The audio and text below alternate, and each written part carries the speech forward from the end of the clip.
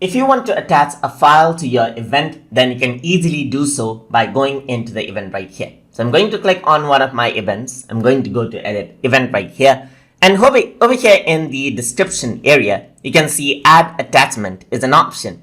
Once you click on add attachment, it opens up this option right here where you can select out things from your Google Drive. So let's say you want to insert out your to-do list right here. You can simply select this, click on select, and it'll be inserted right here. You can also insert out multiple attachments. So you can click on add attachment, and if you want to search for some file in your Google Drive, then it'll show up right here. You can select it, insert that out over here as well. I'm going to click on add attachment, and you can also directly go to my drive so that you can browse out your drive for any files that you may want to upload. You can also access shared with me option to see what has been shared with you in Google Drive, and you can attach that out as well. You can also attach a folder if you want to.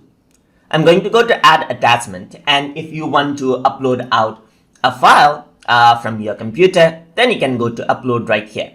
And then you can click on select files from your device, and then I'm going to go to my TuTube drive right here, and let's say I'm going to go around and then select something called the paper model right here. I'm going to open that out, and I'm going to upload this, and what happens is that it'll upload that file out onto your Google Drive, and it'll be present right here.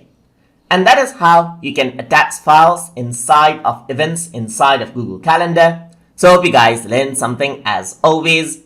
And as always, please like, comment, share, and subscribe.